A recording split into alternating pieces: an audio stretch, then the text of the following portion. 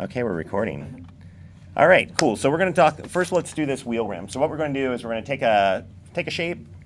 We're going to use our polygon tools to manipulate it, do the bridge tool to cut some holes, because I told you how we could do that before, but now we'll actually do it. We'll do some inner extrudes, some extrudes on polygons, and we'll put it in the subdivision surface, and it'll be beautiful. And we'll use the oil tank, which I said is something you hardly ever use. We're going to use it just because I want to use it. So we will actually use an oil tank today. So you can say, oh, I used an oil tank once. That's good. All right, glasses are off. All right, so let's start with a cylinder. All right. So what we're going to do, so we're going to drop this into a subdivision surface, and they used to call it hypernerbs. So if I say hypernerbs, that's what I'm doing. So SSD, that's sort of the term that everyone always used, but for some reason cinema, those crazy Germans, they wanted to say hypernerbs. So we've got the cylinder. Now when we go into an SSD, we know that smooths things out, right? So we don't need to start with a smooth object to get to a smooth object. We're going to let that SSD do all that work for us so that we can move smaller points around. So with the hand, we only had a few points. You know, we had a cube and then a connection and then a few points that we can move around and really make that like blobby and amorphous and whatever you want to do. So what we're going to do, so you want to think ahead of like, okay, what is the minimum sort of tessellation or subdivision that I'll need that I'll want to possibly work with. So it's sort of the thing you got to think about when you're starting with a lower poly model to go forward. You think, well, what am I going to have to do with it? And that just takes time, and you'll get used to it, because there'll be times you start modeling, you'll go down a road, and you'll realize, oh, I could totally do this a different way. And you'll start over, and you'll get it done much quicker, but it's just a thing of learning. So again, that's one of the reasons I'm showing you a bunch of different ways to do things. So the cylinder, what we're going to do, let's look at it and go, all right, let's, oh, actually, we're not doing a cylinder. I'm crazy. So, but all that applies to what we're doing. We're doing a tube object. That makes more sense for a wheel, right? Because it's already got a hole in it. We don't have to worry about cutting a hole in it. That saves us a few mouse clicks. So with a tube, it's the same thing. So what we'll do, let's do our tube, default at 200, and we'll make our inner radius, let's take that a little bigger, go to 60. So on our tube, inner radius 60, outer radius 200. And what we're going to do, since we're going to make kind of a cool tri-wheeled wheel rim. So we'll have sort of 3 spokes in it. We'll have 3 outer bits. So let's say 6 rotation segments. So we'll take it all the way from 36 down to 6. So I'm going to hit 6 and tab. And now we can see it's very blocky, but that's fine. And I think, yeah, so that should be good. So plus Y orientation. If you needed it to be up, so remember when we had to change that axis on the piece of cheese because of the array? So if we needed, eventually this wheel will go up on its side, most likely to be on a car or something. So you could always rotate it, but if you wanted to use an array, or if you were using a MoGraph, cloner object, grid array, to do 4 from that, you would get that flip again, so you'd have to go back. But if you started modeling it with it already up on the positive X or the positive Z, then you wouldn't have to redo your axis, because you can see your axis is still aligned. But for us, we'll do it on the positive Y, keep it laying on the ground, just for our ease of use. All right, so we've got our tube here, and let's go ahead and make it editable, so that can be C, or you can click this guy over here. So I'll go ahead and hit C. And now if we change our display, so up here in our display, go to road shading plus lines. And you can change that too, just like the selection. So if you hit in, it pops up a little shortcut, and then you can see all your different display settings. So you can change that way too. So you hit in, and then your next one would be whatever you're going for. So in B would get us garage shading with lines. So that's another way. U gives us our selection options. So when I do a loop, I'll do UL, and it's just automatic. That's just, I go that way without even worrying about it. So that's just another one you can do. And this is another thing that's going on. The tube and the cylinder, the tube is like the cylinder. When you create it, these edges aren't connected. So I'm going to undo that. So what we're going to do is we're going to optimize this, and that'll take all of our points. So I'm going to go ahead and just, you're fine in polygon mode, and just select one and then Command A while you're in that window. Select them all. And you can do this in points mode or edges mode too. And then I'm going to right click and go down to optimize. And now what that does is it takes, so right now, before there were points for the cap and then points for the actual body of it or whatever the main shape. And so they just weren't connected. So when you optimize, if they're within a certain amount of distance of each other, they weld automatically. Yeah. So there we go. We've got that guy. So now it's optimized. If I grab one face, it's going to pull everything with it. So I'll undo that. All right. So now let's go ahead and let's select. We can do a loop selection. So let's U, then L, and that's loop selection. Or you can go select loop selection up here. And you can see as you drag around, you'll either get a loop, like this one takes a loop around this way. And then if you go up here, you get a loop this way. So if you click, you can get a loop selection. Then I'm going to go on down on the bottom and shift click and get both of those guys. All right, has everyone got that? And then I'm going to go ahead and right click, and we're going to do an extrude inner. So extrude inner, and click and drag just a little bit, and we'll go in, and that'll just give us a little geometry, because now if you turn on your subdivision surface, hold on, let me go back. So with that joined, we're going to get a different look. It's a donut now. So without those edges being not connected, now it rounds even the sides. Okay, so once we made that optimized, now it's a little donut. It's rounded everywhere because the sides would round also. Makes sense. So when we go, I just wanted to make sure you saw that. So when we go, I'm going to turn that off again. So now again, if we take our selection, UL, boop, go around the bottom, and we could do that. Well, no, you couldn't. Yeah, loop selection, you can't shoot through it because that wouldn't make sense. It would freak out. All right, so once we have both of those, we'll do our inner extrude just a little bit. Extrude inner, and just maybe about that much. So what is it, 10 centimeters? And now if we do turn on our subdivision surface, we get more of a solid edge. So geometry, the more geometry there is, there's less room to curve. So what it's doing now is it's just curving between these two points now. So now it gives us a more flat surface. So that's how you can start to get detail in subdivision surfaces. Now you can weight points and weight edges as well, but that's all really virtual, and you don't see it. Like, it's not like you can see when I turn this off. If you showed this to me, I'd go, okay, I've got an idea what that's going to look like when I turn on that subdivision surface. If you just went in and weighted everything, what will happen, there'll just be one little tag that says weighting, and it's just sort of, at that point it is magic because you have no idea why anything's going on. Yeah? How do you round it after you have the top and the bottom selected again? How to round it? Yes. Oh, if you just turn on your subdivision again. Oh. Are you back? Is it there? Okay, cool.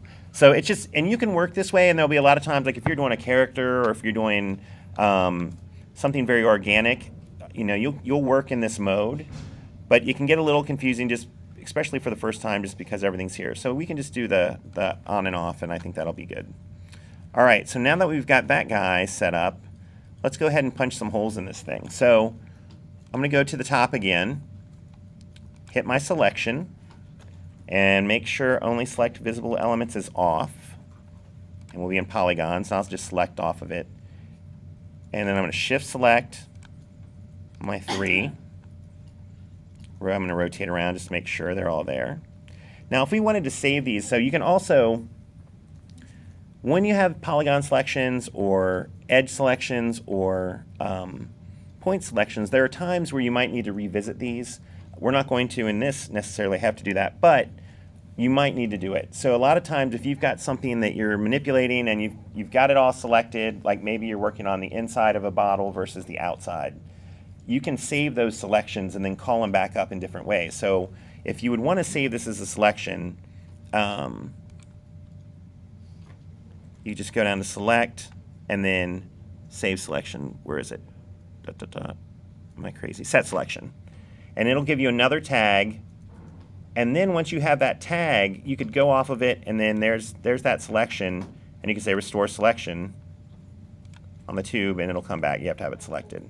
So that's just a thing that you might do. You can also texture with selections. So if you want to just have those three polygons textured blue and everything else red, you can say, oh, I only want these textures to go on these selection sets. And that's a way a lot of times you'll, if you want to restrict a label to a certain area of a jar or a can, or if there's just certain things, you can really narrow things in with selection sets, and it works really well. Okay. So I'm going to go ahead and delete that selection set. All right, so this tube. Now we've got these guys selected. We've got our top and bottom. I'm going to go into my 3D view. And now it's a little hard to see what we're going to do. So we're going to bridge through this and cut a hole. So I'm going to go to my display and go to lines so I can see what's going on. So my selected polygons are outlined in orange. And now if I go right-click, bridge, or hit B, we can go ahead and hit our three guys. So click from one corner to one, same corner below, one, and you can see it creates geometry, two, and then three. All right, so I'll do that again. So I've got all of my poly selected, both sides. Go my display to line so I can see where I want to collect. Hit B for bridge, and then point to point, point to point, and point to point. Now if I go from the wrong way, you can see it'll get funky geometry there. So I'll undo that guy, and then I'll just go point to point and make sure I get my three holes. So if I go back to my display, grilled shading lines, now we've got our holes in there. So if we turn on our subdivision surface, oh, look at that sexiness. All right. That's pretty crazy from how many polygons? So, and this is where the beauty, yeah. How did you get the border, the little extra border around it? Oh, we did an extrude inner. So I can undo.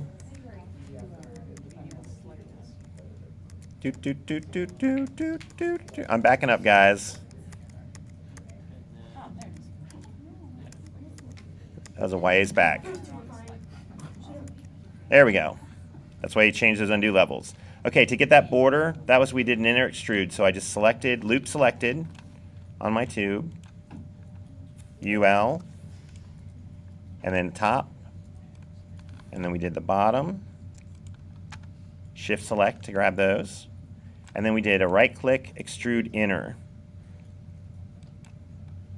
or I is the shortcut for that, and just nudge it in. I think we did about 10, right? So 10, and then from there we went ahead and went to our selection tool, made sure only select visible was off, and we selected our three, which then got us the bottoms as well, since we turned only select visible off. And then that's where we went to our bridge tool. So I hit my display, lines, bridged it up, 1, 2, 3. Now remember, with the hand we had to connect the cubes together. This is already one object, so you don't have to worry about that, and that's kind of the reason. Bridge always needs to be the same polygon point set. All right, so then once we get there, road shading, turn it back on just so we can see how sexy it is one more time. Oh, beautiful. All right, so now we've got our little spokes. So it's a little soft still, so let's go ahead and go back to our just regular selection, and let's do a loop selection again. So you can right click and, oh no, it's not there, it's up in select. So UL or select loop. And let's grab this center guy. So just that. And let's grab this one as well. And let's sort of take these. So we've got these two selected. And what we're going to do, let's scale this down a little on the Y so they go down into like a smaller center bit. So I'm going to go ahead and hit, so I've got those two loops selected, top and bottom. And then I'm going to scale it down on the Y. And just take it down, maybe 50% or something, 60%. So that way we'll get a little variation. They'll sort of go down into the center. Okay, yeah. And now with those still selected, everyone's still got them selected, let's do a little extrude so we can get a little edge on that. So we're going to do two little extrudes. So I'm going to extrude, which is D, or right-click extrude, click and drag to the right up a little bit, and then we'll go up a little bit more. So we'll do two little extrudes, and if you turn your subdivision on, you'll see that gives us a nice little hard edge right there. So I'll undo that, and I'm going to turn my subdivision on so you can see what's sort of happening. It's really weird to see it. Hit extrude and forward. Hit extrude, click and drag to the right. And then that gives us sort of a softer one. So if you like it softer, that's fine. But if you want to give it more of a hard edge, then go ahead and just take it up a little bit more. And that geometry gives us that harder edge. And that's how you can you start getting details into these subdivision surface models. Cool, did that work for everyone? Mine is not scaling for some reason. Okay. All right, so we've got a little guy on here, right? Everyone good? Everyone caught up in there? Sorry, I know I've got to go slow it down a little because I'm just used to working as fast as possible. And now I'm back in the education world, so and don't ever feel bad about telling me to like, hey, what? Slow down, back up. This is my job, so I want you guys to get to understand it. All right, so we got that stuff. Now let's get a little spot for. We need a little bit for where the tire would go, right? So we've already got this little inner bit here. What's our best route? Let's do. So we could do a UL. And grab the outside. I'll turn off my subdivision surface. And, okay, so we don't have an inner extrude on that part.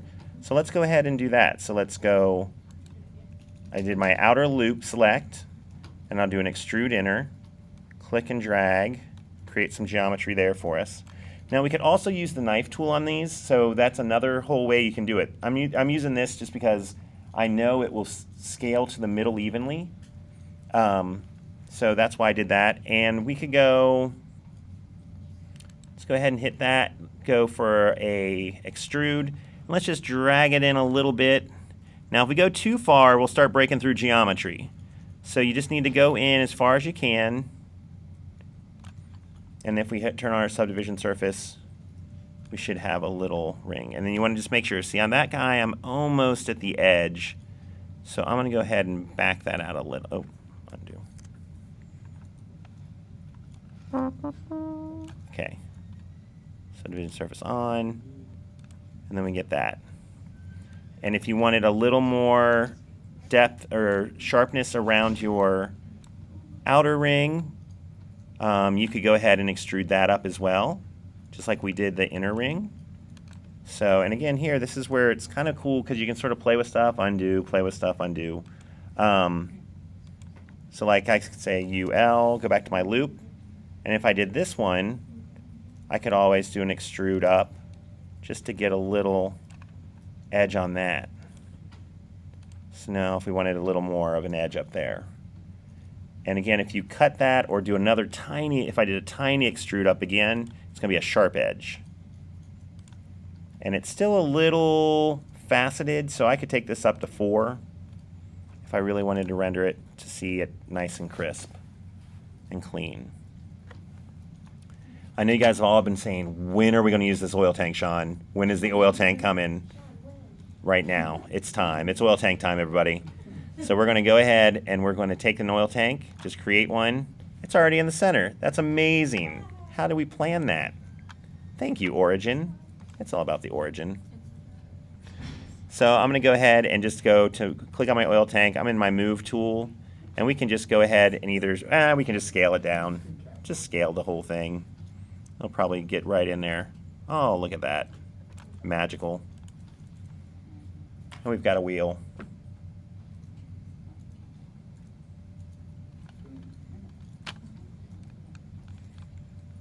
If you needed to adjust that oil, if you wanted more of it sticking out or whatever, you could, oh, that's the actual. So go pull it up a little, put a little curve on there. Look, crazy.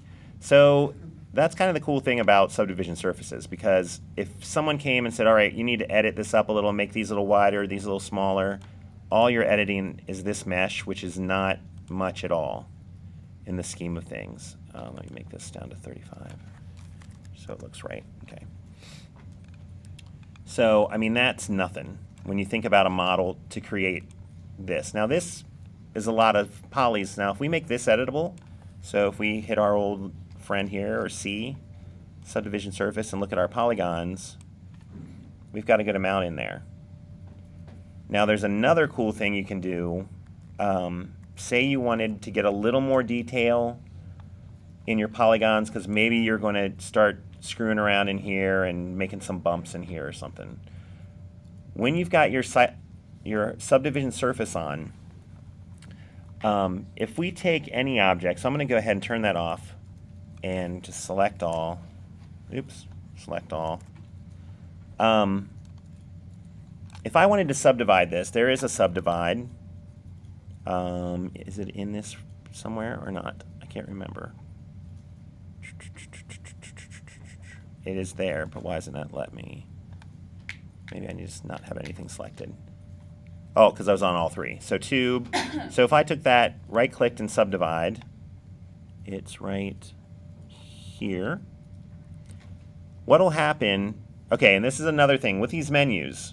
If it's got a little gear over here, that means if you click there, it'll open up a menu window for you to make some options.